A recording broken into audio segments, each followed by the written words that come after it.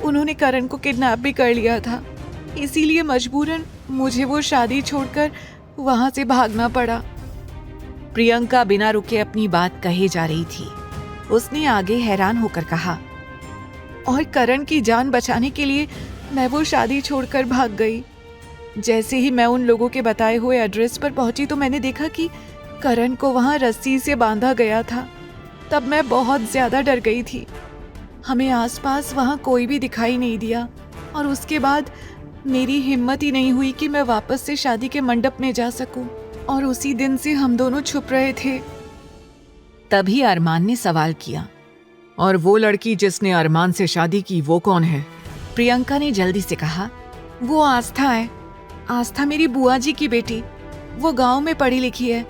अभी 2 दिन पहले ही मुझे पता चला है कि मेरे जाने के बाद आस्था को शादी के मंडप में बिठा दिया गया था, क्योंकि अगर ऐसा नहीं होता तो अरमान सिंघानिया हमारे पूरे परिवार को मार डालता। इसीलिए मेरे पापा ने आस्था से रिक्वेस्ट की। तब आस्था मना नहीं कर पाई और उसने वो शादी कर ली।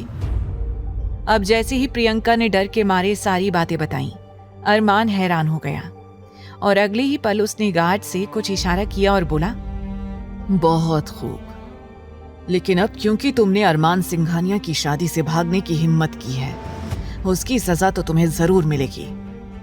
अगले ही पल गार्ड्स करण पर टूट पड़े। ये नजारा देखकर प्रियंका के होश उड़ गए। वो अपनी जगह पर खड़े खड़े ही चीखने लगी। करीब 10 मिनट बाद करण की अच्छी पिटाई हो गई थी। फिर अरमान ने प्रियंका और करण को भी वहां से अस्पताल की ओर रवाना कर दिया। अरमान ने सुमित और बाकी सबको ऑर्डर देते हुए कहा, पता लगाओ कि ये किसका नंबर है और किसने इस नंबर से फोन किया था, और कौन चाहता है कि अरमान सिंघानिया की बेइज्जती हो। आकाश ने कैजुअल वे में कहा, इसमें पता लगवाने की क्या जरूरत है? तू तो जानता है ना तेरा सबसे बड़ा दुश्मन कौन है? वीर रायचंद। जरूर उसी ने ही ये सारी चाल चली होगी ताकि तुम बदनाम हो सको और तुम्हारी इज्जत मिट्टी में मिल जाए और तेरी कंपनी के शेयर्स रातों रात गिर जाएं और उसकी कंपनी नंबर 1 पोजीशन पर आ जाए। वीर रायचंद का नाम सुनते ही अरमान का चेहरा एकदम सख्त हो गया। उसने हाथों की मुट्ठियों को कसकर बंद कर लिया। अब उसके शरीर की नसें इस तरह से दिखाई दे रही थी मानो कि उसके शरीर में नीले नीले रंग की अलग अलग नदियां बह रही हों।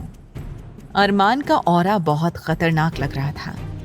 उसने गहरी सांस लेते हुए कहा, वीर रायचंद के साथ मेरी एक मीटिंग फिक्स करो।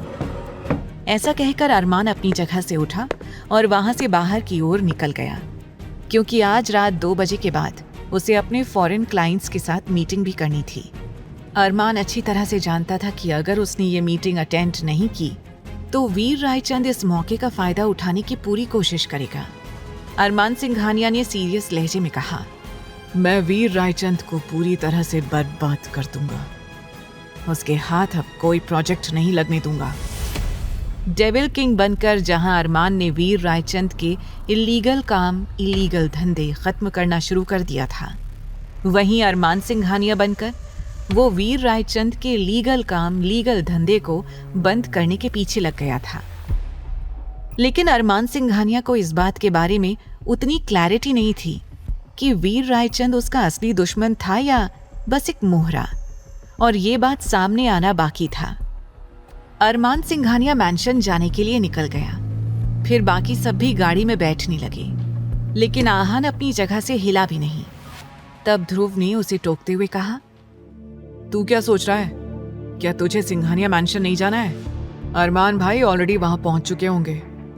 आहान थोड़ा सा कांपते हुए बोला, यार भाई का चेहरा देखा है? कितना खतरनाक लग रहा था। मेरी तो हिम्मत ही नहीं हो रही है कि मैं अभी वापस से मैंशन में जाऊं। एक काम कर, आकाश भाई से बोल, आज रात वो मुझे अपने विला में सुला दे। जैसे ही आहान ने बेचारा सा मुंह बनाकर कहा, ध्रुव ने उसके सिर पर टपली मार दी और बोला, तू बस नाम के लिए ही सिंघानिया मैंशन में रहता है। तू सारा दिन तो आकाश भाई के विला में ही पड़ा रहता है। आहान बहाना बनाते हुए बोला, तो इसमें मेरी क्या गलती है? वो विला है भी तो कितना प्यारा और खूबसूरत। एक काम करेंगे, आस्था भाभी को भी ना आकाश भाई का विला दिखाने के लिए लेकर जाएंगे। ध्रुव ने उसे आंखें दिखाते हुए कहा, इसके बारे में सोचना भी मत। लेकिन अगर तुम्हें वाकई आग से खेलने का शौक है तो तुम आस्था भाभी को आकाश भाई के विला में ले जा सकते हो। आगे की कहानी जानने के लिए देखें अगला एपिसोड सिर्फ पॉकेट एफएम के यूट्यूब चैनल पर। और तेरे इश्क में के सारे एपिसोड्स को सुनने के लिए डिस्क्रिप्शन में दी लिंक से डाउनलोड करें पॉकेट एफएम ऐप।